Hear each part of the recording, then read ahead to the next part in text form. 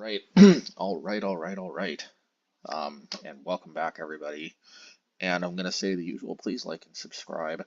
Um, you can always unlike and unsubscribe if you don't like later on. But if you are at all interested, if you do it now, you won't forget until later, and you'll help the channel out a lot. And that's so super appreciated. So, okay, so I know I talked last time about how are we going to budgetize this version, which, by the way, Electric Bob just played a similar version with Urza Saga and with one Haywire Mite main. You should check out his channel if you're interested in seeing some other player that likes to play Obosh Red. He doesn't play it as often as I do, but he probably plays it. I think it's safe to say a second most often of anybody else who plays Magic Online and puts out content. Anyway. So this is kind of our reference point here. What we're looking at now is the deck that we last trophied with at the very end of last season. Although Lord of the Rings was still out, so it's not like and it's not like Wilds of Eldraine has changed that much yet, at least. If anything, we see maybe a little more Rakdos Scam because people are excited to try out Not Dead After All, which is good for us because it's a good matchup. So if anything, we get to see this deck tested a little more even. But the baseline is really this deck here. And so what are the changes that we're going to make to budgetize? I think one of the first, maybe so this is a little bit of a deck theory crafting sort of video for those who have been wanting me to comment on this for a while, and I haven't done so for a little while. But so what's an important principle that I have if I'm trying to consider the possibility of budgetizing a deck? Now, for my purposes, the number one reason I budgetize is obviously to help give hope and encouragement to the people who watch my content, but who are discouraged because some cards have gotten obscenely expensive. Here, the main culprits are going to be Fury and Fable. We don't really play Ragavan anymore, except of course I've started dabbling with it again in Obosh midrange, but it's not really strictly necessary. Although I think in the Obosh version specifically, where you don't have access to a card like Cleansing Wildfire, Ragavan is probably a lot more helpful. And I'm beginning to come around to the possibility that it was a mistake not to play it. But the fact that it didn't smack me in the head so immediately shows that even in Obosh, Ragavan's not as essential as people tell you to. I mean, I'd like to think that at least, because that's my excuse for thinking that it was correct to take it out in Obosh for a while. But I still think it's correct to take it out in the companionless versions. And the main reason why is that Cleansing Wildfire just happens to be, I think, if you're not playing Obosh, not only a more budget-friendly replacement for Ragavan, but also just a better overall card for doing what the deck is trying to accomplish. Where Ragavan does speed the deck up, that's kind of all it does for the most part. Of course, if it connects, you get card advantage, but most of the time it's going to eat a removal spell. If Ragavan had some kind of protection or something, well, of course we know it would just get instantly banned, but I mean, if it was like a hexproof or something. But it also would be more reliable as a card advantage engine, which of course would mean it would do more than just attack and accelerate. But Cleansing Wildfire does not attack or accelerate, but our deck is primarily, I would say, focused on trying to win a resource war. That is ultimately actually the sort of thesis statement. I think every deck in Modern, I think that is a potential contender for Tier 1, has to have some kind of thesis statement. And that might sound a little bit like decks like Jund, for example. I mean, don't they contradict that?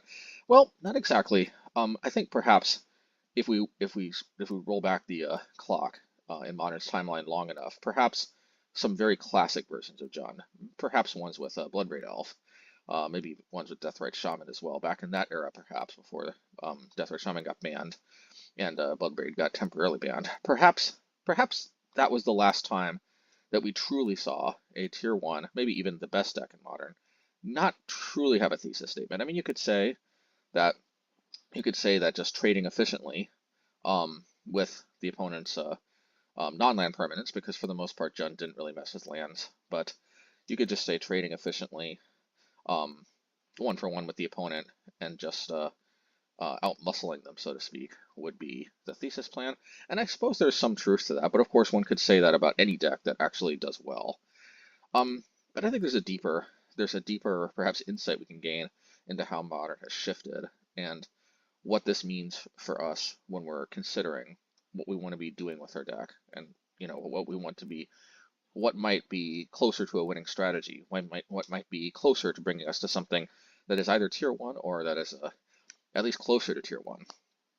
And like I said, that concept is the idea of a deck having a thesis statement.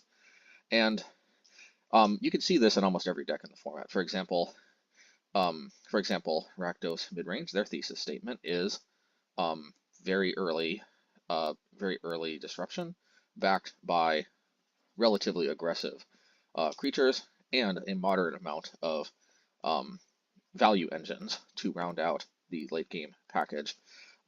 Essentially, you could say the scam package. I mean, of course, I might sound like I'm getting into vagueness a little bit again, but I think we all know that scam's thesis statement is that it can scam you, and it can do more than that, but that's its gimmick, so to speak. Maybe a better way of phrasing this instead of a thesis statement is a gimmick, which I've kind of alluded to in maybe my last video, if not the last couple of videos or so.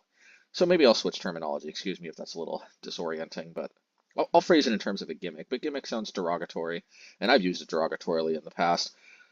But for as derogatory as I may have talked about the concept that decks are gimmicky, I think having a gimmick is a good thing. But there is some truth to my criticisms if a deck is sort of gimmicky. I think a gimmicky deck is one that perhaps leans too heavily on a gimmick. But I think it's important for every deck to have a gimmick. We all know Rakdos Scam's gimmick is, of course, being able to evoke out primarily a Grief, but secondarily a Fury, and to play a Undying or not. What is it? I just said it before. Something. Rumors of My Death have been greatly exaggerated card. Not actually dead or whatever it's called. Man, so weird that the name just escaped me, even though I just said it not so long ago. But in any case, not dead after all. That's it. I like the Rumors of My Death have been greatly exaggerated. I like that as the name of a card a little bit better, maybe for an unset. In any case, and we know Rakdos Scam's gimmick. We know Timur Rhino's gimmick is of course to play a bunch of Rhinos by configuring its deck in that way. And I would say that Rhinos leans a little heavier on the gimmick than a deck like Scam, but I think it is a testament. So basically, the idea what I'm trying to get at is that I think the best decks in Modern are actually ones that have a gimmick, but ideally ones that don't lean too heavily on the gimmick. This is the difference between a deck. This is, for example, why Splinter Twin was a perennial Tier 1 deck for its time in Modern, whereas Belcher has never been Tier 1. Why? Because Splinter Twin has a gimmick. Belcher is a gimmick, if that makes sense. And I think that's a key difference. You ideally want your deck to have a gimmick. You don't want your deck to be a gimmick. And I think even Rhinos illustrates this.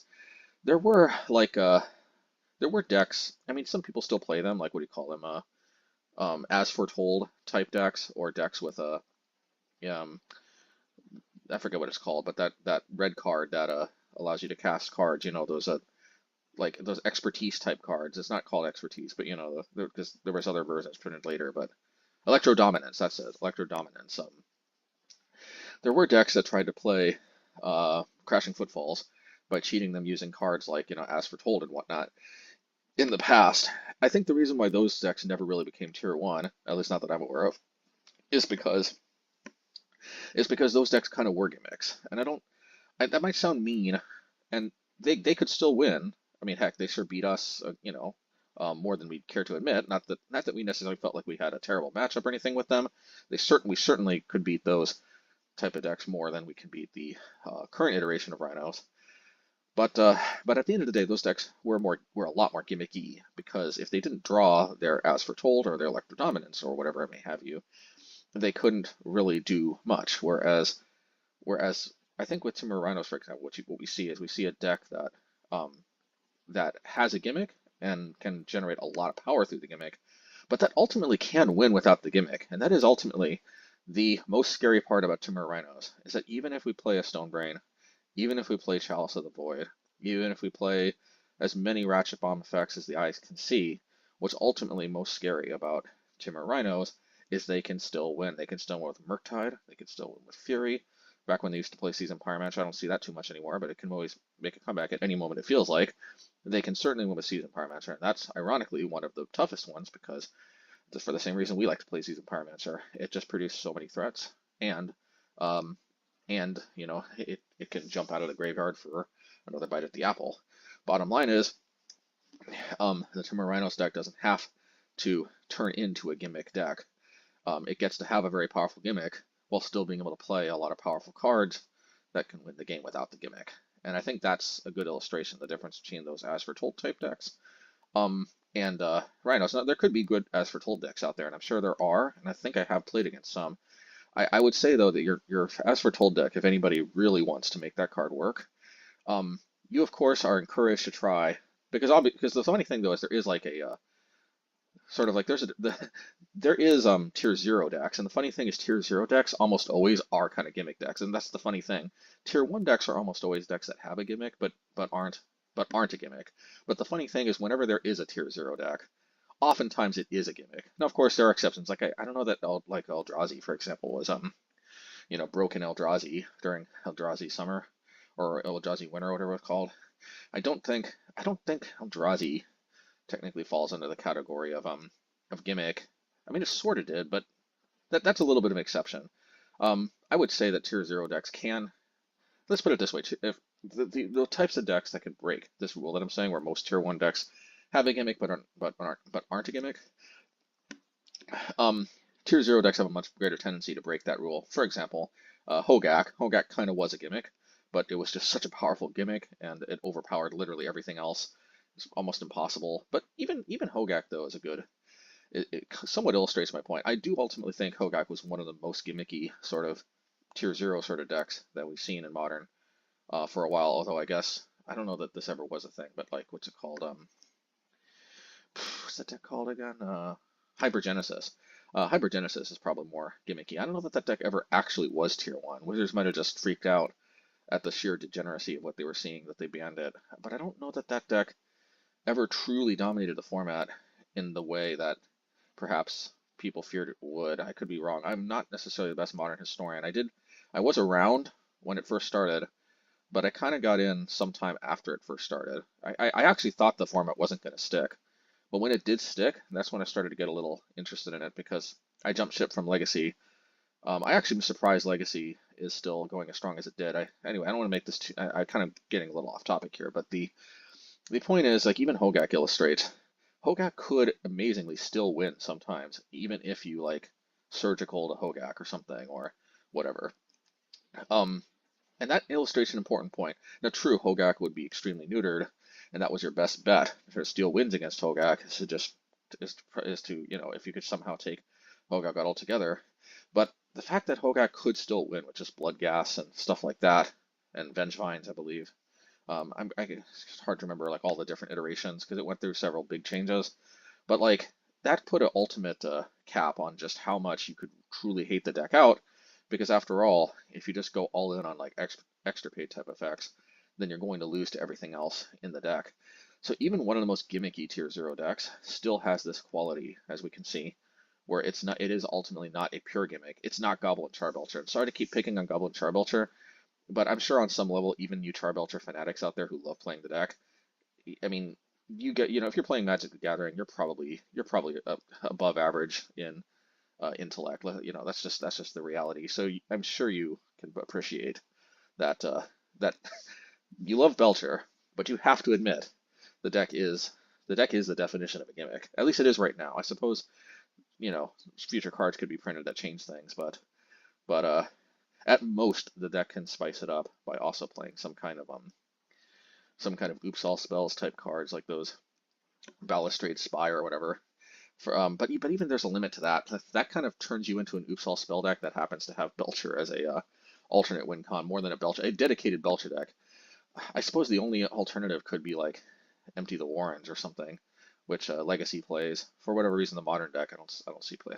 I'm getting off topic, but the ultimate reality is you want to have a gimmick, and there's plenty more examples. I just picked Rhinos and Grief as an example, um, but yeah, having a gimmick is super important. And so, question then is, what's our gimmick? Well, our gimmick is, I think I finally found the gimmick to mono red midrange, and this is why, if you were to ask me, which is better, Obosh? Well, Obosh red actually kind of has moon effects as its gimmick, so okay. I was gonna say that the companionless versions have a gimmick and Obosh doesn't, but um, Obosh gets to just play the old school moons, which is hard to card like a card. Blood Moon is a gimmick, but Blood Moon is like one of the only cards that kind of is a gimmick in and of itself. Um, but that's the thing, like if the deck is more than just Blood Moon, then the deck is more than just a gimmick, even if one of the cards is a gimmick. But in any case, the gimmick of this deck is the strip mine effects, which we've seen in the past, but I think we've reached the point where more non-basics are being played than ever before in modern history, and we've just reached the point where it's hard to explain. It's just a lot of times these field effects are almost like land destruction spells, and so is Cleansing Wildfire. So a lot of times you only have to demolition once, maybe twice, or Field of Ruin, and then these cards become like pure land destruction effects, which is very powerful. And it also just gives us an ability to interact on an axis that we normally can't, and to defeat some decks that, for example, against Belcher, we can actually legit Ponza Belcher out of the game because they actually play 0 basics. They can't because that would mess up their Belcher plan. Like we can, starting even on turn 2, we can Cleansing Wildfire, and then from there, hopefully keep playing field effects as long as we can. Hopefully they'll stumble on mana for a bit if they keep dropping mana exactly as needed. Perhaps it won't ultimately stop them, but there have been games where I've beat Belcher in the past with I think back when I just had Cleansing Wildfire. I think I used to play Cleansing Wildfire as a while, just as a sideboard card. And I think sometimes I would play like 3 Cleansing Wildfires in a row, and I could randomly beat Belcher, but we're obviously even more set up nowadays. And not that like we're necessarily a favorite to beat Belcher or anything, but that gives us an ability to interact in a way that we just wouldn't otherwise. So look, so I'll get to, so like basically, when I try to think about budgetizing a deck, I try to think of what is the soul of the deck, like for example, what's the deck's gimmick, like I was just going over. And so I want to preserve the gimmick, and the good news here is that when I'm looking at the original non-budget version, the gimmick is very easy to replicate because Demolition Field, Field of Ruin, Cleansing Wildfire are all very cheap cards. And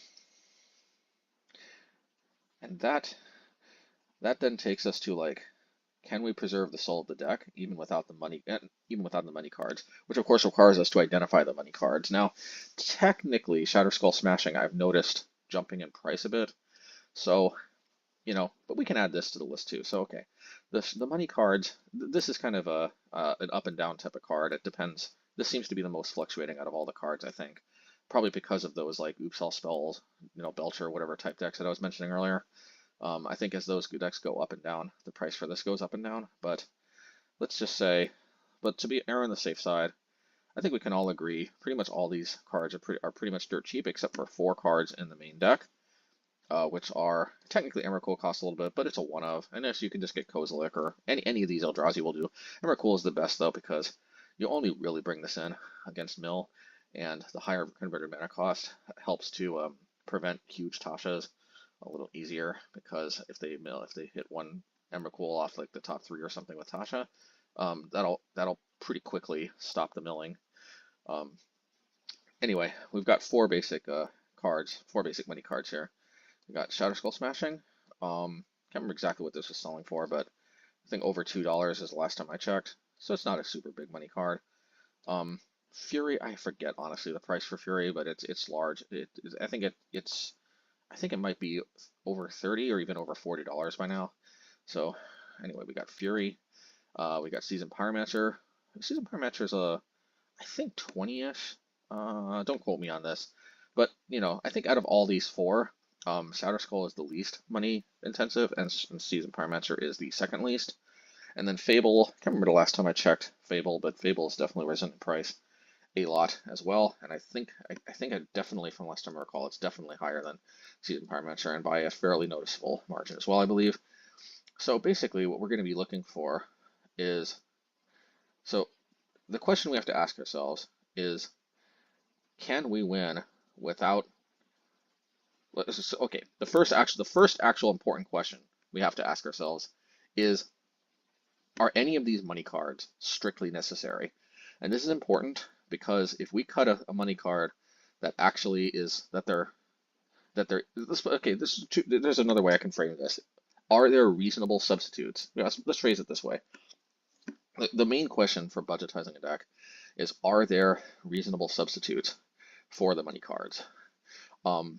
If the answer is yes, then you can budgetize. If the answer is no, then you can't, with the caveat that sometimes you can identify that one money card is not budgetizable, but everything else is, and then you have to make the decision whether or not the deck is still budget enough for you. And in our case, we can absolutely identify one card which which there is no reasonable replacement, and that card, as I'll explain shortly, is Seasoned Pyromancer. And every other one of these money cards, Fable, Fury, and Shadow Skull, each has a very reasonable budget replacement. But I have identified that Seasoned Pyromancer is not replaceable. And that's important because sometimes you throw the baby out with the bathwater. And what I noticed is I could maintain very high win rates while changing almost any other of these money cards, but I could not when I took out Seasoned Pyromancer. Seasoned Pyromancer was the one card that my win rate would always drop very significantly when I took it out. And so first I'm going to explain, before I go to the budget replacements that I have identified. The reason I'm going to explain why Seasoned Pyromancer is non-negotiable.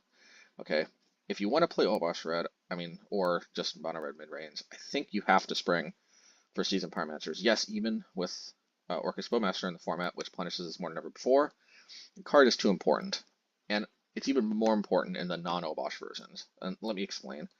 The fundamental reason why Seasoned Pyromancer is so important is because it's almost a guaranteed, I shouldn't say guaranteed, but this is a win condition in and of itself. What I mean by that is that we can reasonably count on being able to finish games, even if we filled our deck with 0 creatures, with only threats, with only like answers, dig spells, land destruction or whatever, and like graveyard hate, permanent hate like Blaststone, which is also a land. You get the idea. We could literally fill our deck with nothing but interaction, broadly defined interaction, I'll say, and we could play Seasoned Pyromancer as our sole threat, kind of like mono blue decks used to play, like Mahatmuni Dajin or whatever it's called, which of course laughably could never satisfy being a sole win condition nowadays. Or maybe Morphling is a better example. I think it was so long ago when it was that Jin card. Yeah, Morphling's a better example. Yeah, Morphling was kind of the go-to mono blue finisher card for a very long time. But Seasoned Pyromancer, I will submit, is even more of a reasonable finishing card than Morphling was. Morphling, I believe, was 5 mana for a... Let me see if I can actually... So obviously I don't have any Morphlings. There's no reason to have them. But this is the card. You don't see this card see play anymore. This card's really only legal in Legacy at this point, and Vintage. And those cards will never touch this card ever again. But for a long time in Magic history, blue-based control decks would play this as their win con. And we're talking when Magic became a little more developed, not like the Sarah Angel era when blue and white decks would rely on that mainly as a finisher. But see, the thing about Morphling, most of it comes down to the Morphling gains Shroud, the third ability here. Pay 1, Morphling gains Shroud. The pump abilities were relevant too. Back in the day, you could stack damage. You could put damage on the stack, so you could, back in the day, believe it or not, you could Morphling this up to like a 5/1, put 5 damage on the stack, and then boost its toughness. That was one of the main reasons why Morphling saw play also, is because it represented effectively like a like a 5/5 almost, as long as you had enough mana, and also had the ability to protect itself with this one blue Morphling gain Shroud until end of turn. The untap was also turned into a kind of pseudo Serra Angel, of course, and flying also kind of turned into a pseudo Serra Angel. So this was a very powerful win condition for blue-based control decks for a very long time because of its resiliency.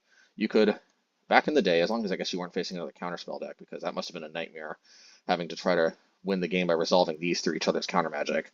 That must have been some of the most miserable mirrors ever. But the idea was you control the game until the point we can draw from Morphling, and as long as your opponent wasn't playing a bunch of counter spells themselves, if they were just relying on classical removal spells, that would be very difficult for them as long as you could hold up enough Morphling activations here with the ability to gain Shroud. So, yeah, and that honestly, Morphling would never have seen play as the blue-based finisher had it not been for that ability to gain Shroud. And I would respectfully submit that Seasoned Pyromancer is even more important for being able to finish out games, or just a more important card, period, than even Morphling was for those blue-based control decks. And they may well have been advised, had Seasoned Pyromancer been available, even if they were a blue-based deck that oftentimes held cards in their hand, to perhaps consider playing Seasoned Pyromancer instead of Morphling. And certainly we should be playing Seasoned Pyromancer today instead of Morphling, even if Morphling were to be reprinted, which honestly they could and nobody would care, I think. I strongly think. Ironically, one of the few people who might try to make it work would be me, just for nostalgia purposes, before I'd probably quickly find that it's 5 minutes is just way too much nowadays for an effect like that, says the guy who plays Hammer Garden, or used to play it rather. Trust me, it's different paying 3 mana up front and being able to kill something. It's overpriced, but it's not 5 mana. Like, that's the difference. When you have a card that has a big mana investment for a back end type effect, it's totally different when you at least get a semi-reasonably priced front end effect. But whatever, maybe I'm just trying to rationalize poor life choices here. But so Seasoned Pyromancer the main thing, like I said, is like Morphling. While it doesn't have the ability to protect itself like Morphling, it will spew out so many bodies. Like somebody was just asking on Twitter, why my Pyromancer is a Fable in another deck that I want to give him a shout out actually. Let's what's his name? It starts with a P. Passel Donnie. I think he has a Twitch channel too. Check out Passel Donnie's YouTube channel as well, or Twitch channel or whatever. He also recently 5-0'd with, I think, the same list that Bob actually used. Bob actually copied him, I believe, rather than the other way around. So Pasoldani definitely also making a name for himself in playing Obosh Red. In any case, somebody was just asking Pasoldani why Fable over, why Seasoned Pyromancer over Fury. I actually answered on his behalf. Just thought I'd weigh in, and I said basically the number one reason is that Seasoned Pyromancer, it represents potentially 5 threats per card, as I explained before in some previous videos. Assuming you have 2 good cards you could pitch, when you pass it on the front end, that's 3 threats, 4 power spread over 3 threats, and then if they kill the Pyromancer itself, then that's 2 more threats you can flashback from the graveyard on the back end. The opponent has to spend, at least if you're using targeted removal, up to 5 removal spells to deal with all of that. So if you multiply that by the number of Seasoned Pyromancers in your deck, even if you play no other creatures and your only creature in deck is Seasoned Pyromancer, that is a total of 20 threats potentially over the course of a game. It may be a little less if you're not pitching cards later in the game, which sometimes you won't, but potentially as much as 20 threats. Maybe 15 to 20 depending on the various game states you go through as you're casting your Seasoned Pyromancers. And I suppose pitching another Seasoned Pyromancer to another Seasoned Pyromancer also affects things. So maybe we'll say between 14 and 20 or something threats. But let me tell you, your average Modern deck is not going to be packing, at least they're not going to be packing enough removal spells to be able to deal with all of them very, very quickly. It is probably still advisable, though, to play some more creatures, though, than just Seasoned Pyromancer, because eventually your opponent could draw enough removal spells. But let's put it this way. You cannot play Fable as the only creature in your deck and expect to win, and that's because your opponent only has to draw 8 removal spells throughout the course of the game within a reasonable amount of time before they take lethal, not counting lightning bolts for reach, obviously. And your opponent drawing 8 removal spells over the course of a game in a timely fashion is a lot more reasonable to expect than drawing 14 to 20 in the case of Seasoned Pyromancer. So that is the number one reason. But Seasoned Pyromancer also, those bodies aren't just good for winning the game. They can also chump block. They can chump block giant threats like Death Shadows. They can trade with little creatures like Ragavan. Probably trading with Ragavan is one of the best things about Seasoned Pyromancer. They also help play around Wrath effects because you still get the value out of the back end. So even if they Wrath, you can still produce 2 more threats at the end of their turn, even for that matter, uncounterable. I mean, what else is there to say? It's also just potentially a divination with a 2/2 body attached that also can again create 2 tokens out of the graveyard if it gets dealt with later on. Like at various different points of the game, it just represents so many different things. It represents chump blockers when you need them. It represents up to 4 power worth of threats on turn 3 to potentially get a clock going in the decks where you need that, and the matchups where you need that. And it represents just solid card advantage as you get later in the game into a top deck war. It just does too much at too many different points of the game. Almost like, let's put it this way: Seasoned Pyromancer is one of these cards that is almost never a bad card at any point in the game. It just does so much for the deck. It's almost one of the only cards that is almost always sort of the best draw you could have at any point in the game, which is a very hard bar to clear. So we have identified Seasoned Pyromancer as an uncuttable card. So with that out of the way, let's look at the budget version. First of all, as you may notice, the sideboard remains completely the same. The sideboard is all pretty affordable. And Mishra's Research Desk, Stone, Lightning Bolt, Unholy Heat, and Obliterating Bolt remain, and Seasoned Pyromancer remain. Seasoned Pyromancer is a money card, but as I explained, that is a non-cuttable version in my humble opinion.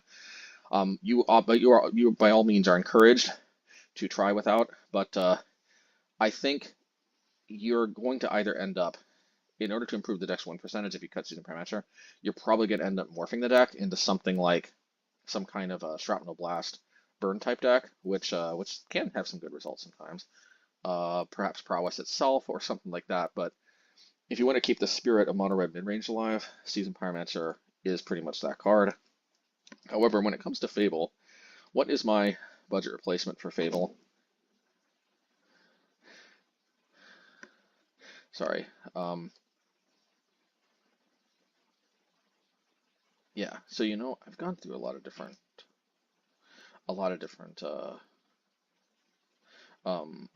possibilities, but I think actually Experimental Synthesizer is probably the best option, and the reason why is because this represents many of the same things that Fable does. It doesn't give you card advantage. It doesn't give you this copy ability. But what it does give you is it gives you card advantage, which technically Fable does because of the 2 creatures. This card gives you card advantage more in terms of just being able to flip over a card, which you can then cast a lot at a time, or play if it's a land. And it gives you a creature as well, a creature with less utility than Fable, except that it's not red, and that sometimes is actually even more relevant when you're playing against a pro-red deck of sorts. So even though there's no real artifact synergies here, Experimental Synthesizer is a very solid card, and it was a card that actually I was pretty much a lock to be playing as like a permanent sort of advantage effect instead of Mishra's Research Desk before Research Desk was printed. The only reason we haven't got to see more Synthesizer is because Research Desk got printed soon enough after Experimental Synthesizer, and for the most part, Mishra's Research Desk is just kind of more efficient and digs further with kind of more leeway on when to cast it, and for a lot of different, and a better pitch of Seasoned Pyromancer, and for a lot of different reasons, Mishra's Research Desk just ends up being the better card of the 2 if you have to pick. But there's no reason we can't play both together. And I will say, one of the most underappreciated aspects of Synthesizer is how this card helps you hit your land drops. Because if you keep, like, say, a 1-land hand, and you play a synthesizer on turn 2 before you make your land drop, as long as that land is like a red source, then you will either hit a land off of a synthesizer, or you have pushed one non-land card from the top of your library into exile, making you that one step closer to drawing a land the next turn. While keeping a 1-land hand is probably too risky with Experimental Synthesizer, keeping a 2-land hand, playing Experimental Synthesizer on turn 2 before you play that other land in your hand, just in case you reveal a land off top of Synthesizer to gain that advantage, can be very powerful because it whether you ultimately hit that land or not, by turn 3 you will be 1 card closer to hitting that 3rd land drop, and that is a much bigger deal than it might seem. So Synthesizer is an interesting card, and we're going to see as we play how I think to best use this card. I still think my muscle memory of playing this card still serves me well, but there's a fine line you have to walk between. I would say this: the more land light you are, the more incentivized you are to cast this early to help hit your land drops, for that reason I explained. Because if you hit a non-land, you push it out of the way. If you hit a land, you can just play it.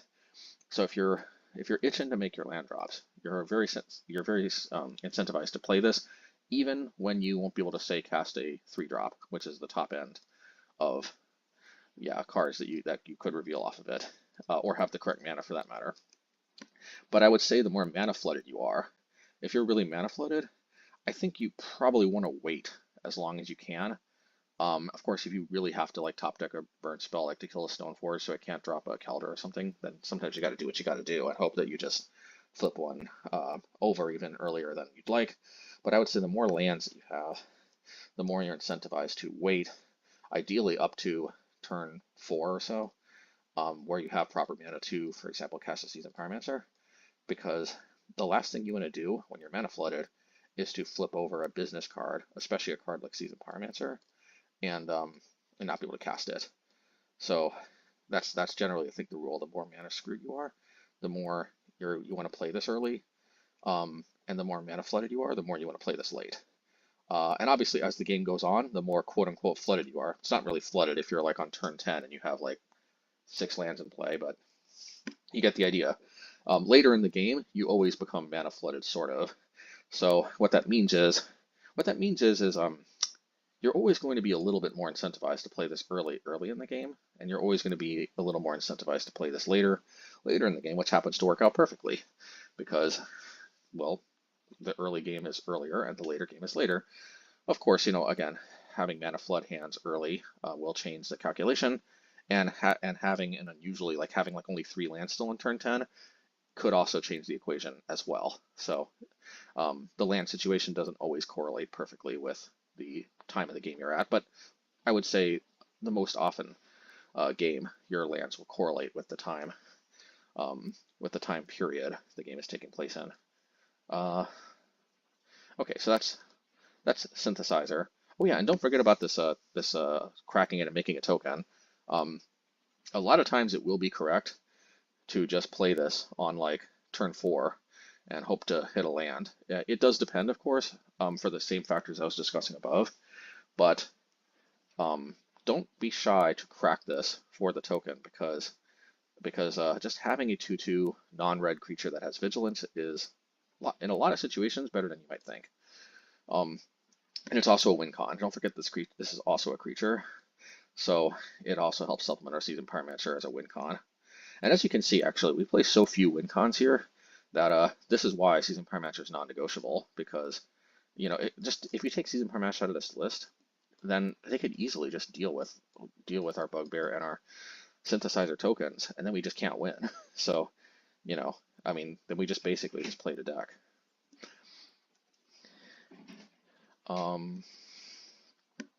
Yeah, so next card. So that was Fable.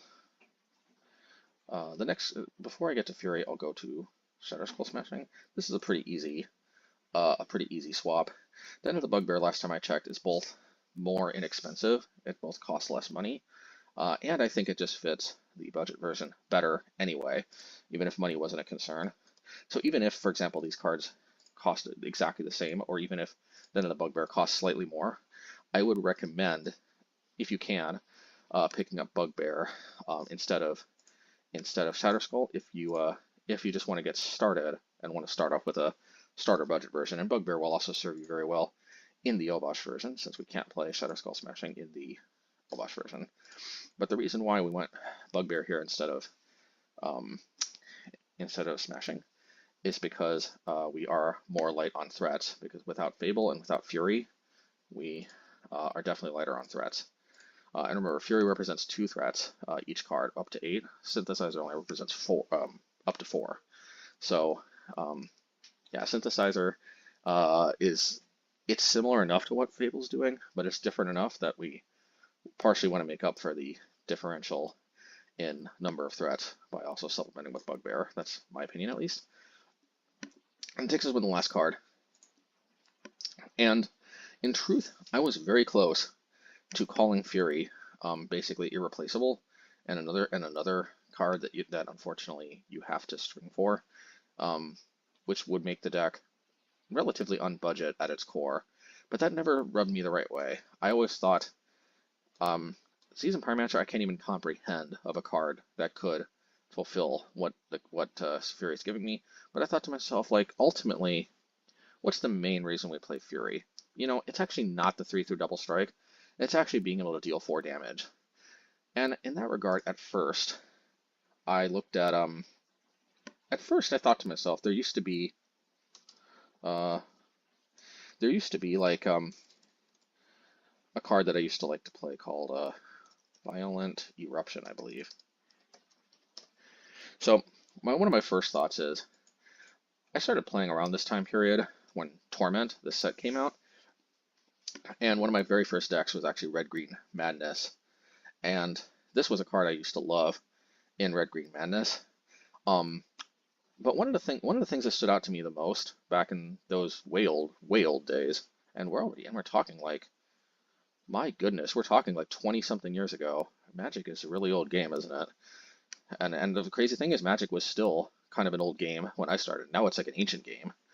But what struck me the most, even when I was playing way back in this time period, which seems like ages ago, was how relatively good Violent Eruption was, even when I wasn't getting Madness. And the main reason, obviously, I was playing it was because it had Madness, so it fit the deck. For example, you know, Wild Mongrels and Basking Root Wallas, and some versions had Barbarian Bully. Let's not get into the biggest problem with Red-Green Madness is, outside of Wild Mongrel, your Madness enablers were a little back in the day, a little lacking. Let's just put it this way: the biggest issue with Red-Green Madness back in the day is, you drew Wild Mongrel, a lot of times you would win. You didn't, a lot of times you would lose. The deck was way too. You know, here's a funny story.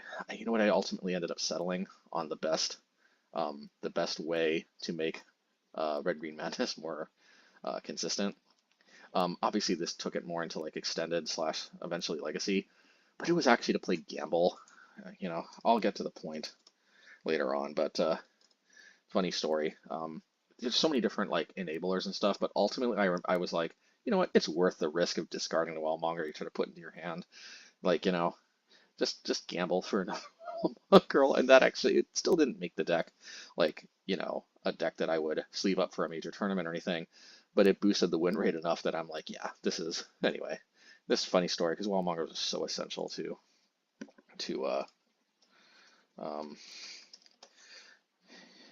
that. Geez, this is gonna be one of my longest deck techs I've ever done, but that's also because I'm walking through some theory. But yeah, I mean, think about this card: 4 mana for 4 damage divided as you choose. With all these colorless sources, though, I don't know that without adjusting the mana base, I couldn't necessarily count on casting this on curve. Although I play Turok actually in a deck that has Turok has the exact same color requirements when it's kicked, so maybe I could. I'd probably try it at least, and I'd probably be pleasantly surprised with how castable this would be in this deck. Actually, this would be sweet, actually, if this was. Why isn't this card being reprinted in a Modern Master set? Now that I think about it, Wizards, man, come on. Like, you know, what are you doing? This card is perfectly, this card's not going to warp the format or anything. Because then I think about it, if this card was legal, we could pitch it with Fable. You know what I'm going to say? I'm going to say if this card gets reprinted, we may want to think about We may want to think about playing this as our budget replacement for Fury, uh, because I mean, if we're playing, yeah, budget, I still think Fury's obviously better than this, but yeah, this is basically what I was thinking about when I was thinking about replacement for Fury. My first train of thought was like, man, if only Violent Eruption was legal in Modern, because I'm like, this card is kind of close to what Fury is. It deals 4 damage divided as you choose. Um, it can go face, but obviously that's not hugely important, but it is worth noting. Um, and you know, I mean, the Bandits is obviously icing on the cake. If you have cards like Seasoned Pyromancer or something later in the game, Fable would be a better enabler, but we can't play Fable in the budget version either. But I remember starting to think to myself, are there any cards similar to Modern Eruption? You know, and I actually stumbled across this card when I was searching through MTGO's database. And this card is the closest thing to Violent Eruption that is actually modern legal. And so, actually, I played a league with this card. I believe I went 3-2. And I was actually kind of like, I think Fury can be replaceable. Yeah, the 5 damage divided as you choose is it's very strong. It is worth noting one advantage this card had over actual Fury was I think I was able to kill a Shouldered in one shot, which of course Fury can't do. So you know, I was thinking, hey, I've got my budget replacement. I also started to consider the possibility of playing like a sweeper or something, because Fable's pretty close to being like a what's this card called? Something the Storms. 4 damage to each. I also considered this card for a little bit, if I can find it.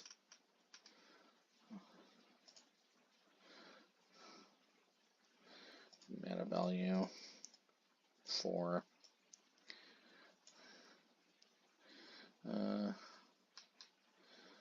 Oh, here it is. Storm's Wrath, that's it. Yeah, I also tried this card a little bit because I'm like, one nice thing this card has over Mythos is you can clear as many Rhino tokens off the table as there are in play. It also hits Planeswalkers and creatures, so I can imagine some Omnath board states where I can wipe an Omnath off the board, a Teferi that downticked at some point and was like 3 or less loyalty counters, which is fairly common. So just wipe that out. And usually you're not going to wipe a Wrenn and 6 off unless it just ticked down at some point previously, but at least knock 4 loyalty counters off of Wrenn and 6. So I thought to myself, this is probably better. And the funny, you know, full disclosure, I didn't necessarily test long enough to completely actually determine which was better, Mythos or Storm. But I was kind of thinking, you know, maybe these are good budget replacements. I think as of right now, and this is very subject to change, I would say between the two, Storm's Wrath is probably a little better than Mythos. The only problem is, of course, if you've got like a Seasoned Pyromancer or a synthesizer token already out, you'll have to clear your own creature. But most of the time, when you're going to be casting this, you're going to be casting it before you cast it. But that's not always true, of course. So that's the major advantage to Mythos. It's just that you won't have to wipe your own board. But this is a very powerful type of effect to consider. I would say the more Rhinos you have, this card would be better, and the less Rhinos, probably Mythos is a good substitute. But in all honesty, as much as I would love to say Storm's Wrath and Mythos were basically the budget replacements that I ended up settling on, for as cool as more MHayashi jank to add to the jank pile, at the end of the day, since I found myself drifting towards Obliterating Bolt in the non-budget version, and since I'm already also playing Obliterating Bolt, I thought to myself, you know what, folks, Fury ultimately is a spell that for very little mana, namely 0, can deal 4 damage. Let's play another spell that for very close to 0 mana, just 1, we also get to deal 4 damage. We don't get to split it up, and we don't get a 3/3 double strike, but we also don't have to discard a card from our hand if we want to play it for just damage early on. So at the end of the day, as you're going to see, I think just playing good old Flame Slash, just playing another 4 damage burn spell in the slot of Fury. And if you're already on Flame Slash and aren't sold on Obliterating Bolt, then you can think of Obliterating Bolt taking the spot of Fury. At the end of the day, playing another cheap 4 damage spell ultimately just turned out to be better, because it really is the potential cheapness of Fury that is its best attribute. Because I did just start, like, I lost a game to Merfolk once where I just couldn't deal with Svaelun in time, and if it was Fury, I could have evoked it, and that was just kind of where I'm like, Merfolk is normally one of our better matchups, just because all their creatures are like more than 1 mana, and almost all our burn spells are 1 mana. But having to rely on a Mythos of Vardarok to kill a Svaelun felt very bad, having to trade down, trade 4 mana for 3 mana, you know what I mean? So I'm like, okay, I think at the end of the day, just playing another spell like Flame Slash or Obliterating Bolt, whichever one you aren't already playing, is the way to go. And other than that, it's pretty much the same deck. So I think I've been over what makes the non-budget version tick. And what I hope to demonstrate in this league is that the soul of the deck has very much been preserved. We're dealing with creatures very cheaply. We're generating threats while also generating card advantage, and we're generating threats while generating card advantage through Synthesizer and Pyromancer. Our lands, most of our lands, also double up as some form of utility or just another beater, and we're attacking their lands and their graveyard, all while also just getting card advantage and doing other stuff. So the soul of the deck has very much been preserved. Will it be enough to take us to a trophy? Well, probably you've already seen if I'm still putting the 5-0 results in the title, if I get that. But let us take it to the games to see if how much the soul of the deck is preserved, and how we can put these budget replacements into action. Let's go. I know this has been super long. Hope you enjoyed. All right, match 1 with the budgetized version. Oh, this is definitely a keep. So 3 lands puts us in an interesting spot. We definitely play the Bugbear because there's literally no reason to play this later on, since it'll just punish us for being played later. But yeah, obviously we don't want to play Synthesizer turn 1 because we won't be able to play even a land if it reveals. But I think I'm going to be fairly incentivized to play this on turn 2. You kind of have nothing else to do with our mana. That's another factor I forgot to mention. It's just what else can you do in a turn? I would say on average we're going to hit value, not necessarily 50% of the time, but we're going to hit value. I mean, 24 lands, approximately 40-ish% of our deck is lands. So hitting value 40% of the time is good enough for me. Plus it's guaranteed. It's guaranteed value, sort of, at least in the form of a 2/2 Samurai later in the game. So okay, so I still end up playing this, but in retrospect, maybe Research Desk was better, given the I'm surprised that they played this on and didn't punish us for, Okay. Yeah, see, we can hit our land drops more reliably with what we're gonna do here. We're gonna try to hit the Spire Bluff. Hopefully they're mana screwed, so I think we're gonna play more Synthesizers. Yeah, that's one of the problems, but it's fine. Yep, we hit another one. Actually, I would say one of the best advantages of Synthesizer is just being able to hit more lands, which in turn means being able to hit fields more consistently. Yeah, play that. We're playing the Stone first because we definitely want to crack this for Murktide purposes, and we also want to play around Spell Pierce, so that's why we flash back the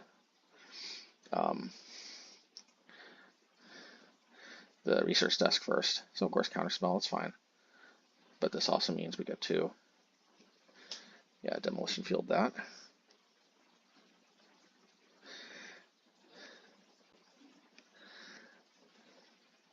This makes yeah.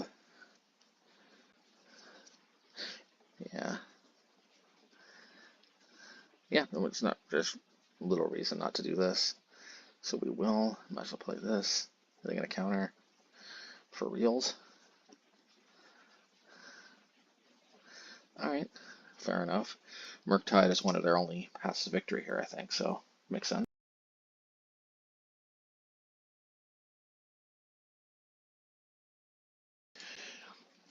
Alright, well, thankfully we got the Unholy Heat, which we want to play on their turn because they showed us,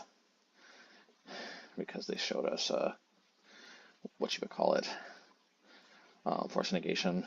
You know, and since they're tapped out, we'll take this opportunity to swing for 3 and generate a token. They currently have no red mana, so I'm not super worried about Ragavan.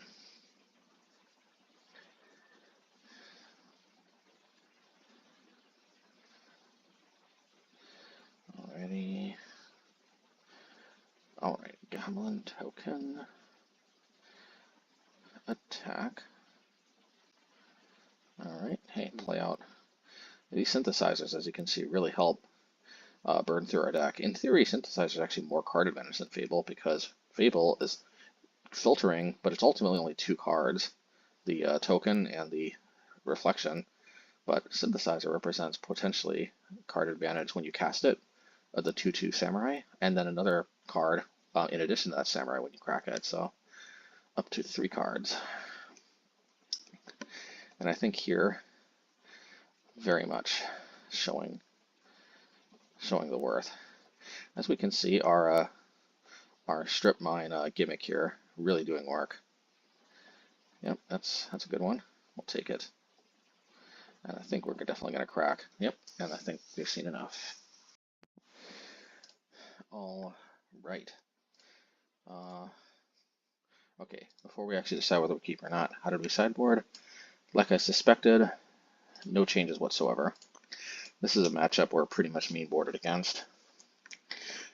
Every angle we attack is a relatively powerful one against them.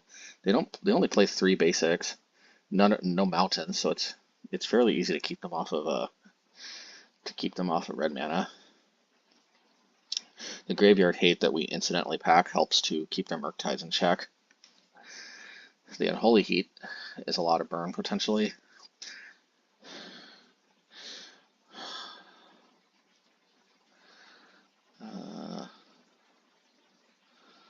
See here.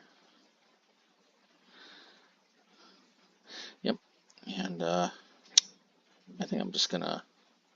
Oh, fair enough. But only 1 card in your hand though, so at what cost? If we dodge a good card, okay, can't cast that one. All right, let's deal with that. We can deal with them spell piercing this. Yeah, definitely play Stone. Yeah, Stone's a shoe-in because we have to prevent Murktide coming out. We wanted to wait until their upkeep because if they have Snapcaster Mage, we don't want them to draw a card and then, I mean, respond and then also attack. And also we don't want them to dump, like consider it at a turn and then partially refill, hit as much as we can. Okay, Alpine Moon, interesting. They named the Bugbear and not the Demolition Fields. Find that fascinating. Since they have so many non-basics, we're just gonna, I think, focus on generating more card advantage for now, but I guess might as well start to Demolition Field. Since we're a little concerned still about a Murktide, we are holding.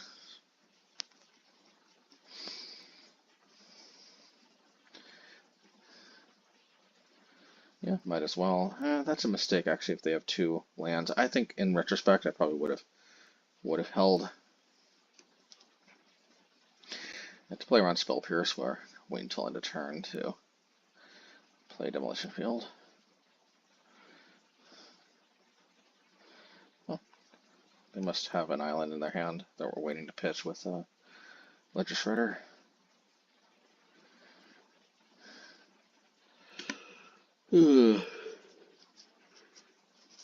Okay. Alright. No, thankfully we have just play around a counterspell. We just really don't want them like revealing a Seasoned Pyromancer. Oh yeah, also we hit the Alpine Moon too. So that was a nice little bonus. Okay, they probably have Removal Spell, or not. And now we technically have lethal, but no reason to just, there's the Ledger Shredder, but they don't have anything to play to.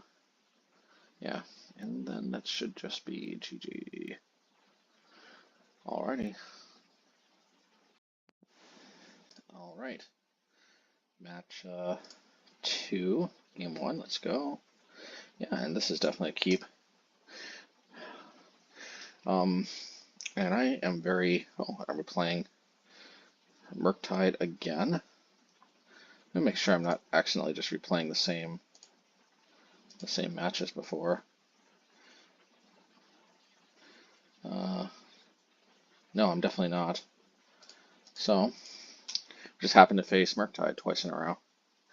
Well, that's okay. I actually think, ironically, against Murktide specifically, I think the budget version is actually better because Experimental Synthesizer is actually better against Murktide than Fable, since they have a harder time spell piercing it. Spell piercing Fable is just the thing nightmares are made of. And what else? Oh yeah, and Flame Slash or Obliterating Bolt are generally just better than Fury because, as we can see, like right now, one of those would just generally be better. We're going to try to take them off of red. We are facing a lot of damage in the air, but if we can take them off of red, we can stabilize much more effectively. Alright, so first I'm going to deal with the Bird Warrior because we don't want them to. Yeah.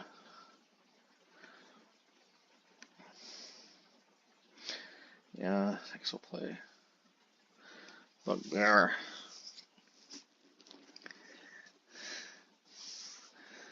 Okay. Yeah, play this, play Mishra just to be mana efficient. Yeah, as we can see, keeping them off of red is super important because that meant even if they have Ragavan, they couldn't return serve. Alright. Yeah, and plus this also means we can get to work with Bugbear as well. And oh, yeah, see,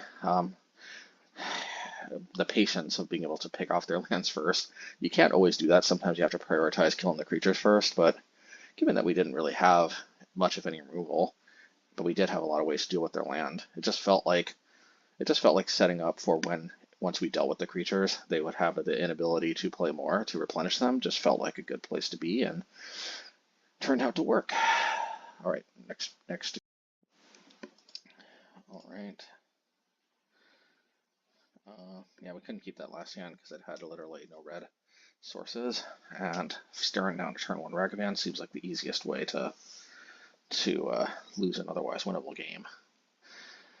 I like them starting off with Snow Island because it means we're only a few, or one less Field of Ruin effect away, let's just say, from keeping them from just strip mining. Okay, if they can produce a big Murktide this early, not gonna lie, it could end up getting us. I think we have to Unholy Heat here because we also want to Demolition Field, which we will.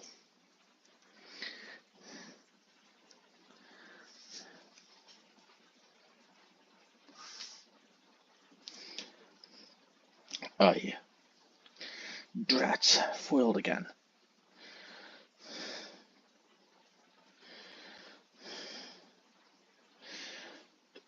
Their graveyard is very full. So we're really hoping to hit a...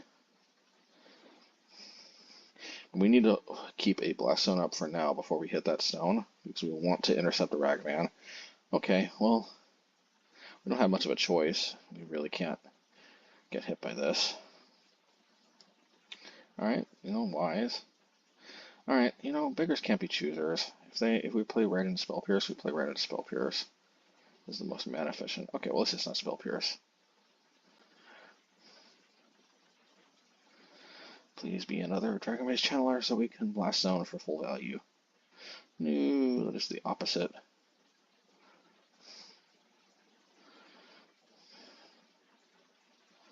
Okay. 8/8 Murktide. Okay. Man, that would be good. That would be good, but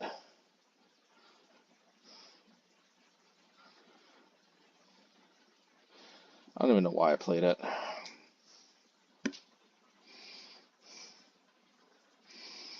Okay. Yeah, if only these were flame slashes instead of obliterating bolts. All right, it is what it is.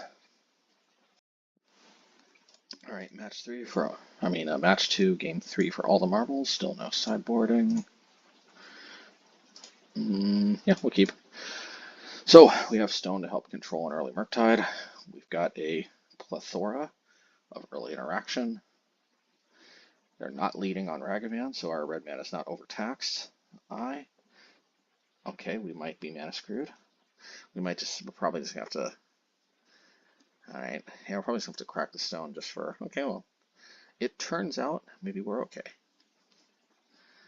Alrighty. Yep. Are they going to really counter? I think we're just going to Unholy Heat. Demolition Fielding would be cooler, but then exposes us to Spell Snare. We're okay with that. Okay, I'm really glad we did Demolition Field, because now they can't Murktide. Unless they have another island in their hand. They just cut themselves off of Murktiding. Okay, I guess they can. But now they can't Murktide and hold up even Spell Pierce. Yep, alright. Bam, bam, bam, bam. Gotta work. Oh yeah. I think we want to try to set up to where we Stone Brain, then block. Okay, well they see it and they don't like it. Let's just do this. Yeah, let's just do this. Let's try to save these for a Murktide. Alrighty. Alrighty. Yeah, Cleansing Wildfire. Don't mind if I do. Yeah, because we know they're going to hit the Samurai, so we also wanted to block for Ragavan. Alright, let's try that. We're going to hit the other one with another Cleansing Wildfire. Yeah, we're definitely going to pay 2. Okay, don't mind if we do. I think this one is pretty much in the bag, especially if we draw another Cleansing Wildfire. Not yet. We can finally start attacking.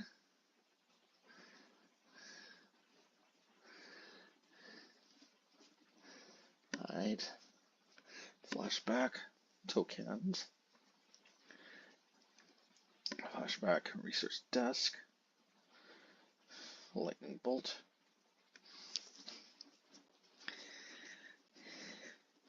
Yeah. Yeah, ultimately, we're not even that worried about Murktide anymore since we kept them off of that second blue source. And yeah, they just seen enough.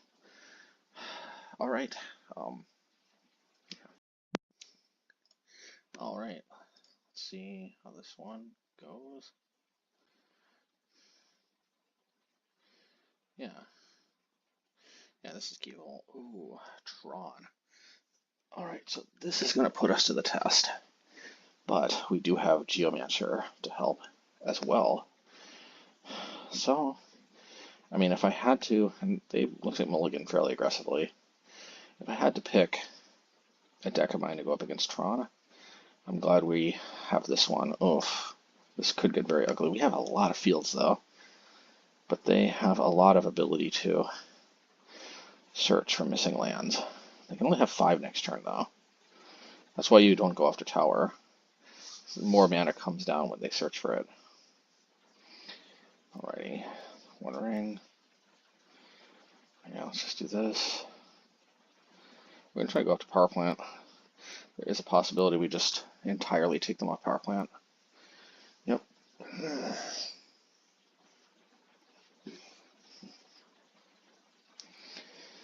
Alright, One Ring. Alright, Experimental Synthesizer. Whew. So, at least we took them off Tron, but unfortunately they have a ring. Which is kind of doing ring things. They name Fielder on. Lovely. Alrighty.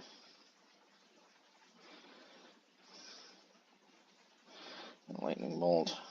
Take this thing.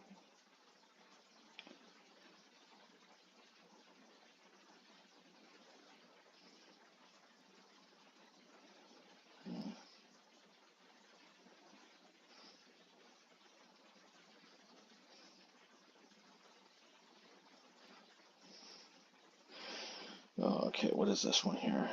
Karn, Liberated, okay. Yeah, Flame Slash is pretty dead in this matchup. Okay.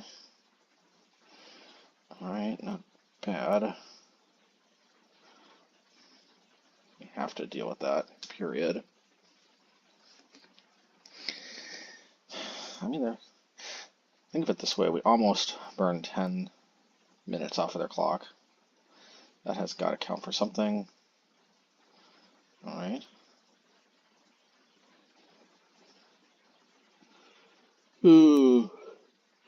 Alright, well what we could do is we could play Stone. And we can play Double Flame Slash. And we can play that. Man, this is actually pretty good turn if I say so myself. And they have protection, so they won't take damage. But yeah, actually. Now, unfortunately, I think they end up just slamming a Nulamog. But man, we are putting up a good fight here.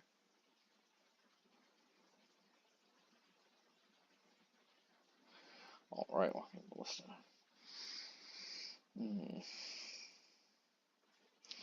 That's a beefy ballista right there. I'm surprised I tapped. Oh yeah, I tapped the field because they named it with Sorcerer Spyglass. Okay.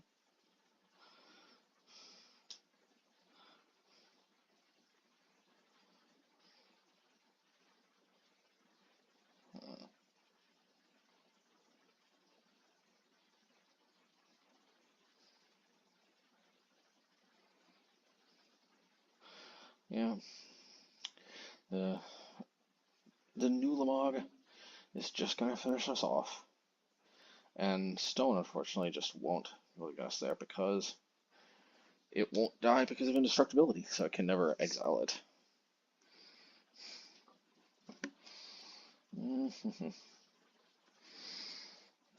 And that's gonna be a wrap. But they used 12 minutes, so at least we're 12 minutes ahead. Well, 7 minutes actually, more. Alrighty. So okay, how do we sideboard? Obviously, as you can see, we bring in Castifier and we bring in Haywire Mite. We take out Lightning Bolt. That has its uses against Karn, but I think these cards are pretty obviously better. And Flame Slash and Obliterating Bolt. These are pretty expendable. Obliterating Bolt does have its uses, but Lightning Bolt is generally better if we're going to reach. One thing I like about Obliterating Bolt, though, is being able to deal with Worm Coils, having that exile effect. But we've got Stone of Erech for that anyway. Which I'm a little surprised. I guess we left Stone in our deck to help us cycle, but in reality, probably Lightning Bolt would have been a little better just because it's such a good answer to Karn specifically. Anyway, bottom line, I'm not sure if we keep this hand or not because the research desk, I guess we do, because the research desk can potentially dig us into good things. Alrighty. Alright, and well, we get there, sort of. So I'm gonna just play out the Haywire because I got nothing better to do. Alrighty. So should I play Geomancer?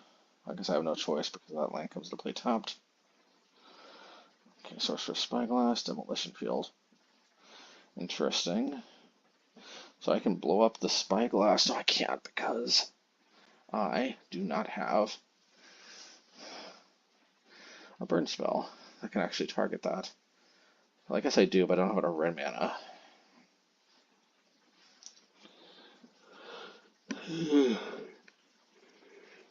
I guess I did have enough red mana. I just wanted to try to keep them off of Tron more. Get rid of Sorcerer's Spyglass.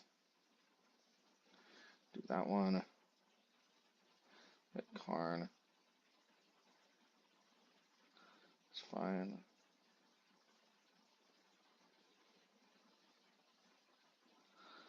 Okay.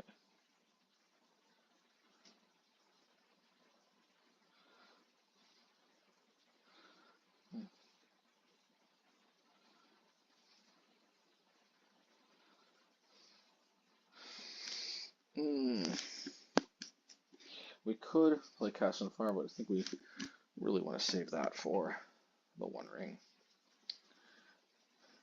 Okay, so we can put this on 2. That's a good development.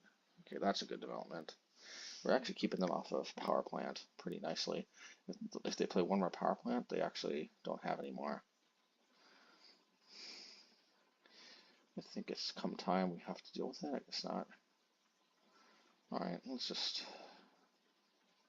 respond to the trigger so they don't draw any cards.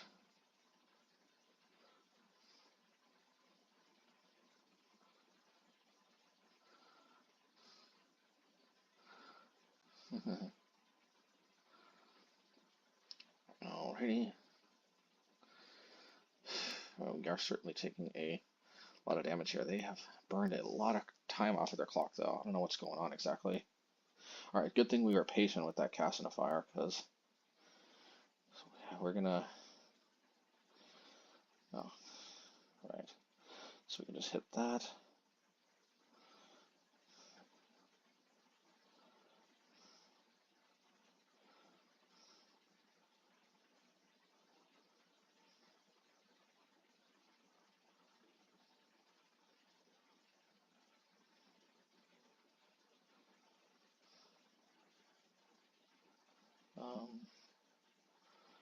Yeah, I guess we finally have to deal with Walking Ballista. And we can try to turn the corner and attack, get Karn off the table. And amazingly enough, we actually took them off of enough lands where I guess they feel like they have a better chance to try to win in 6 minutes in the next game. But that's the power of the Mana Screw strategy. We actually won even with an active Karn that activated several times. It can be done. Alright, match 3. Any change in the sideboard? Oh yeah, so actually what I do is I do swap the stones for the lightning bolts I was talking about last time. And I think that Karn was a big part of why I'm of the opinion that you probably do want lightning bolts in Tron. Like, I have played this for a while, but it's just getting a feel for exactly which cards you want to prioritize over which other ones. Yeah, I'm erring on the side of waiting on the synthesizers. Like I said, they're just, oh, well, they're short on mana. We will capitalize. Power plant. Okay. They would have just drawn into natural Tron. Always nice. Okay. Mine. They just scoop. They just scoop. That's a little surprising, but we'll take it. I guess it's 5 minutes and they're just like, I don't deserve 5 minutes of this. I guess that's respectable. Alright, match 4, game 1. Alrighty. Hey, this looks like a keep to me. This is actually one of these situations where the Flame Slashes could be better than Furies. Sometimes it's difficult to know which to pitch, but Flame Slash is a very solid removal spell. Seeming a little mana screwed over there. I mean, yeah. Should we capitalize with Seasoned Pyromancer or Field of Ruin? I'm kind of erring on the side of capitalizing. Yeah. We'll discard 2 Flame Slashes. No, 1 Flame Slash, 1. Yeah. We know this is like a Death Shadow type deck, otherwise why are they playing Street Wraith? Yep, and sure enough, alright, we can just Blast Zone for 2. Don't mind if I do. We will chump block just so we can, okay. We could play another one. Nope. Okay. Orcish Bow. They usually don't have basic Mountain because it's not needed against Blood Moon.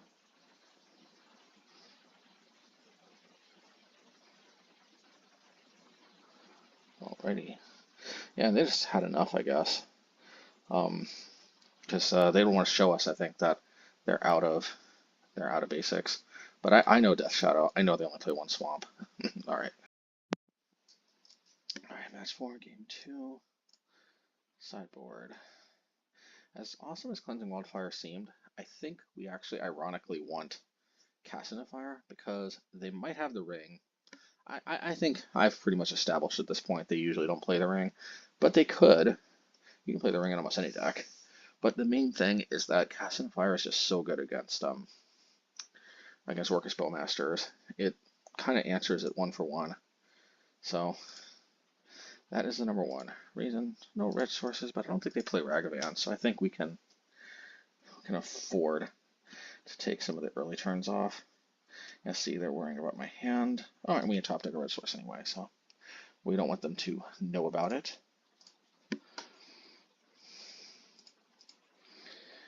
And probably, yeah, there could have been some consideration for Blast Zone, but alright.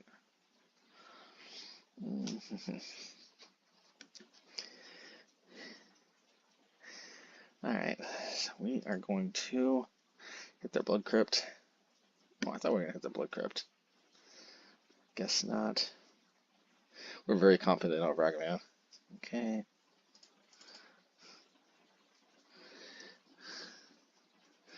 Might as well. Yeah. Well, Obliterating Bolt, why not? Or just, yeah, this is maybe even better. Okay, not bad.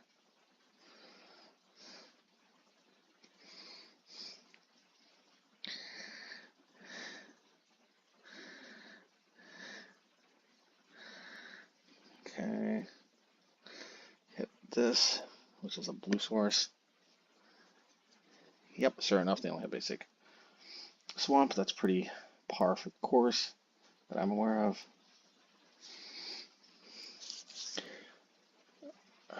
Alright, if they ever play Bowmaster, then we get a better target. Alrighty. Yeah, so we're gonna get to flashback.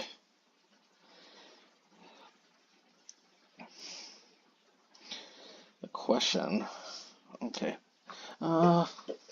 Yeah, the problem is if I crack Blast Zone, I lose my synthesizer and my stone. Not ideal. That exposed us to a possible blast blowout by Orcish Bowmaster. We didn't really double block, they could just snipe 1, so it would have been a blowout if they had it either way, but they didn't. Ooh. Swords of the Sacrifice. So I'm not gonna lie, I was kind of not expecting this, and this is kind of bigger than expected. Okay. So we try to deal with it this way, but I think they've got Lightning Bolt to their face. Or to me, Lightning Bolt to me, so, doesn't actually work. But, I mean, we seem fairly confident, but we're like, oh no, they have 2 more battle rage? Oh my god, they do. Sometimes you just get Okie dokie. Match 4, game 3 for all the marbles. Same as before, Seasoned Fire. Otherwise, pretty much the same. No, that is no lands. That was an instant mulligan. Before I could even like pause it, but you can see there's no lands in it. So yeah, in this hand, a little mana heavy, but we will keep Strip mine effects become live very quickly.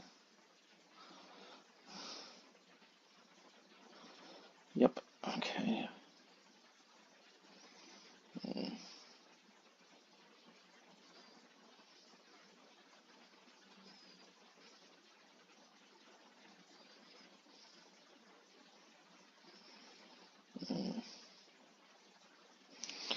So, trying to cut them off. Blue mana.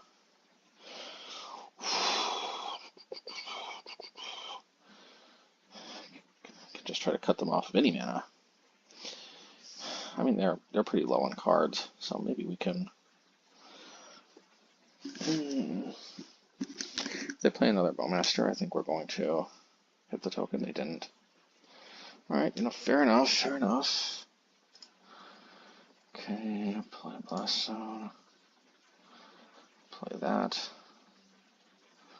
Yeah, we'll just Obliterating Bolt. Grimag Angler. That's we don't see that often, but we're gonna have to. Oh, that's so sweet. We get to. Oh, I'm not gonna lie. I was not expecting that specifically to come up with Cast into Fire, but that is a nice little. Come on, land. Ah, so close to a very nice sequence of card advantage. All right, let's just keep going. Very nice. As you can see, these synthesizers, they're no joke. They're pulling me ahead in card advantage, producing threats, and just, advancing our game plan. Synthesizer, I think that is our budget replacement for Fable. I do think Fable is better, but Synthesizer is closer than you might think. A lot of times you'd be surprised how close some of the budget alternatives are. And there are some matchups where legit Synthesizer is better, and Murktide is one of them, and we faced it twice. And this could be another one. Fable is a lot better, though, in matches like Amulet Titan or Yawgmoth or decks that don't necessarily have a lot of creature removal. It is lethal. Alrighty. Yep. So, yeah. I mean, so far, I think we've been lucky to hit mostly matchups that, like, see, Murktide twice, Green Tron. Definitely Fable's better against Green Tron. And any deck that doesn't have a ton of removal, Fable sometimes just goes nuts. But decks that do have a lot of removal, like Murktide and Grixis Shadow, actually, I think Synthesizer is better. So, the main thing, though, is that Fable helps improve matchups that are actually kind of mid to bad, whereas Synthesizer, for the most part, makes her already good matchups even better, which is why I favor Fable if you haven't. But the fact that Synthesizer is legit better in a lot of matchups should give you some heart that the budget versus it is very viable, as you can see. All right, match 5 for all the marbles.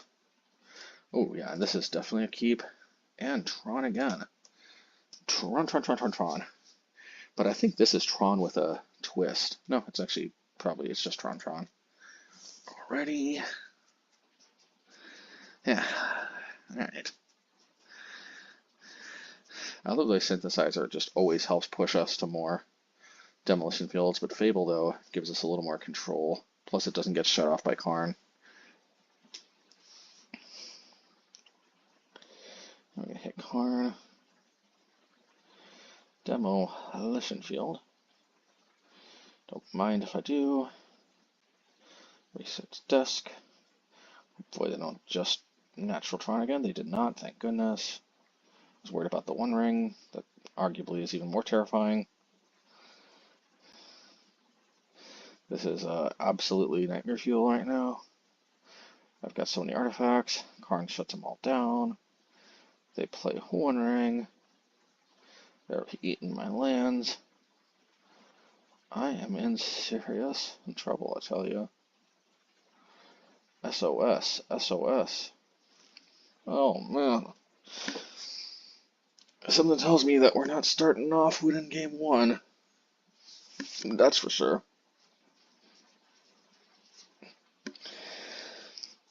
Oh, this one's going to be a little bit of a slog, I think.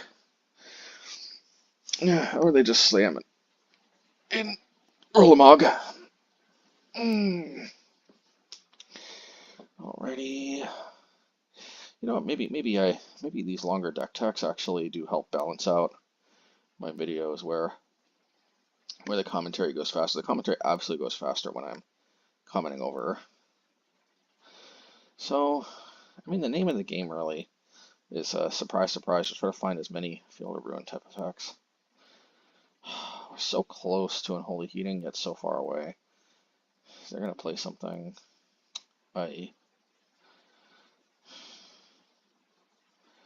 So close, yet so far away. It's a sorcery creature land, so at least we can deal 6.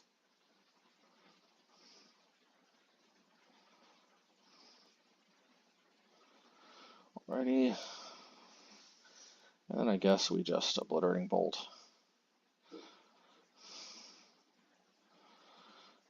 No. Oh. No.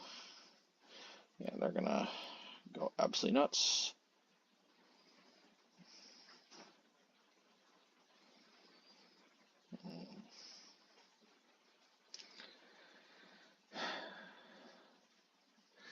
Yeah, that's that.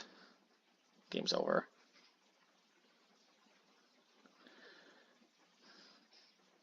Yeah, game's so over. I don't think we could imagine a more game is over scenario. 5 artifacts that do nothing and no lands. Alrighty. Yep. Alright. Match 5, game 2, and we're still believers that we can get the trophy. So looks like we brought in Haywire Mite and Casting the Fire, and we only took out Stone. We forgot to take out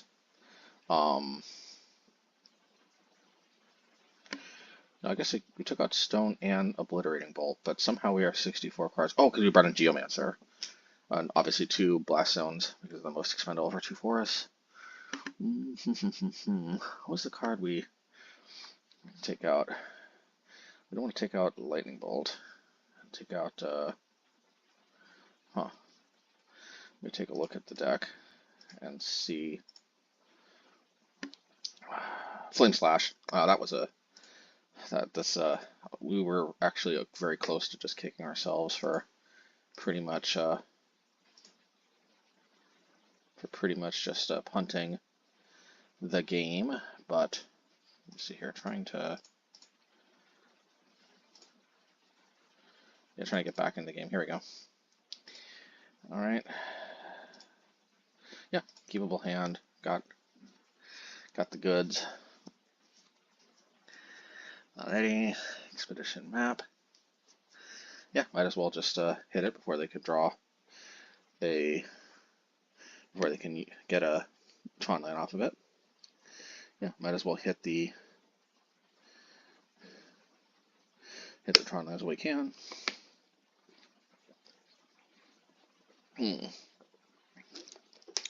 Beautiful, if I say so myself.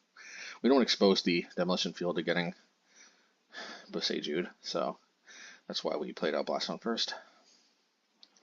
I think we're getting in a territory where we Demolition Field the Urza Saga, and then we Cleansing Wildfire a basic, which I think is a very solid place to be, where we actually start hitting basics. And I think we can do this just because we have so much, we have so much land destruction because of the Geomancers that we brought in as well.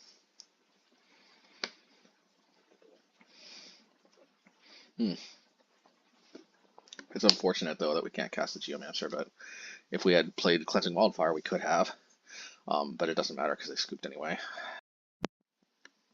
Okay, for all the marbles, this time we sideboarded correctly. We remembered to take out our Flame Slashes. It's pretty sick that we were still able to win despite that rather major blunder. Let's go, though. Ooh, that's a keep, because we have a field, and I am a believer we can draw into the rest of what we need.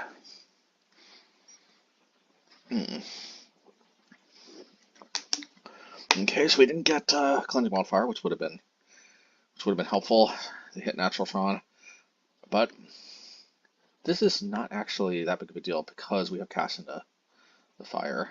Oh, but I want to hit Expedition Map though, I think. Yeah. If they didn't play that Expedition Map, it would have been a little too perfect. But we can deal though. We can really deal. Um, this Seasoned Pyromancer can chump block the Worm Coil for a while, and I think we can.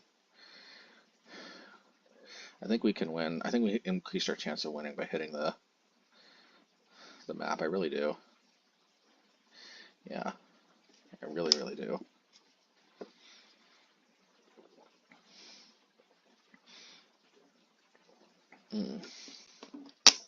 Yeah, hit that Izzet.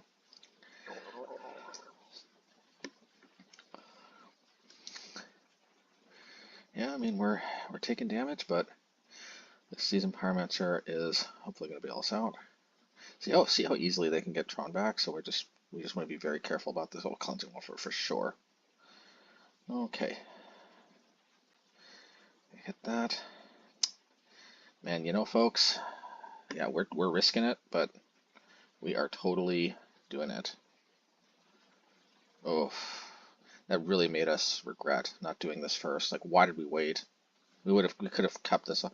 I was like, oh my god, did we just punt away the game? But thankfully that was pretty easy.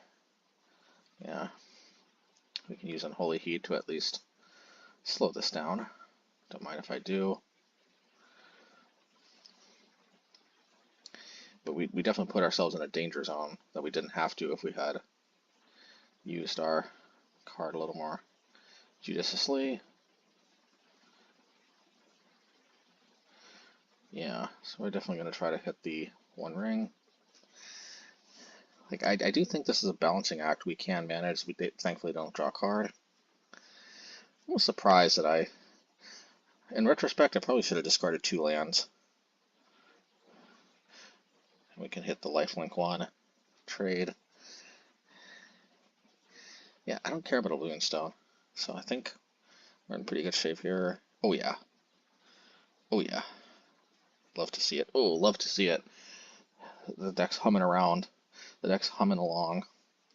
Exactly. Oh, I just really overextended into Oblivion Stone for no reason, didn't I? Not punished, thank goodness.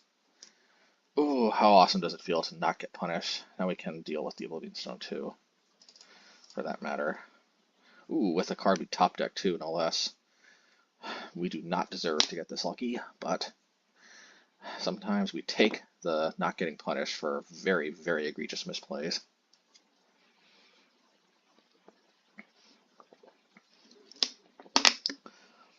Okay, ooh, field. Don't mind if I do.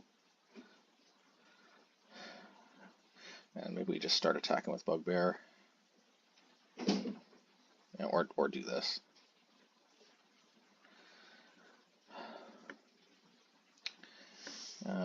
Yeah, because they're just so high on life, but I think just strip mining them out of the game. Okay, they've had enough, and that's the trophy, folks. With the budget version, this felt very, very comparable to the main version.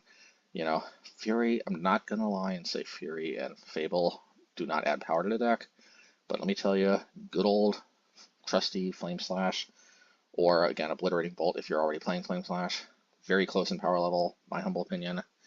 Synthesizer, very close in power level to Fable. Only irreplaceable card, Seasoned Pyromancer. Otherwise, deck's still solid. Got the trophy. Hope you all enjoyed. Alright, and with that, we come to the end of our journey, our 5-0 journey with budget mono red midrange. I know that, you know, two out of the 5 was Murktide, 2 out of the 5 was Tron, but being able to beat those 2 decks relatively comfortably, obviously dropping a game though in a few of them, but still being able to defeat them, feeling like we have answers, it is very yeah, it is very encouraging. And so I will say against Tron, Fury is better than Flame Slash because Fury can hit their Planeswalkers, but oh yeah, and is a threat. But Experimental, oh yeah, and Fable is better than Synthesizer because you have more control of your draws. Plus, the the token can just go wild, generating treasure tokens, plus plus you can start copying Seasoned Pyromancers and stuff because they don't have a lot of removal. But Synthesizer and Flame Slash / Obliterating Bolt, doubling up on the 4 damage spells, is actually better against Murktide. So, who's to say? Out of those 2 Murktide matchups, we could have dropped one if we had been playing Fable and Fury, which are not as good as Synthesizer and Flame Slash, respectively. So, who's to say, right? And that's just how the cookie crumbles. Like, I don't know what else to say other than that. I would not be discouraged at all to play something like this, even in a relatively big event, because while you may not distribute the matchups in the way that I find the most optimal, you could still get lucky and hit some of the matchups like Murktide where you actually are better set up with the budget options. And there's other decks as well where that's the case. And I think that's one of the other takeaways that maybe I forgot to mention in the deck tech is just that you want to look for budget alternatives that aren't just like strictly worse versions of the more budget unfriendly versions. You want to search for budget alternatives that actually have some upsides over their non-budget counterparts. And Synthesizer definitely fits that role over Fable, and Obliterating Bolt / Flame Slash, they fit that role over Fury. There are some upsides. And yeah, with that, I'd like to thank the patrons: Adrian King, Gavin Downard, Daryl, Btrain4, Savage O's, Jules Varro, Kevin Roebuck, Roland Scheinman, S. Robertson, HJCLIU, Sophus Garup, Erwin Lopez, Stanley Franks, Jeff H., Brian H., Z. Cole Smith, Andrew Watts, and Michael Patton. Thanks a lot to everybody. See you next time, and let me know if that almost an hour-long deck tech was useful. Tried to theory craft a little bit. I know I haven't taken anybody into like building a whole new deck. I don't know that that's going to happen for a while until like a brand new set sort of releases or something. But yeah, or until like a brand new, yeah, like doing an actual deck building video from scratch. Like it would require something like a new One Ring type card that I want to experiment with, and having to really make changes. But so I mean, for now, the best I can do is I can do big theory videos on things. And here we also did a little theory on the philosophy behind budgetizing. Hope you all enjoy and take care.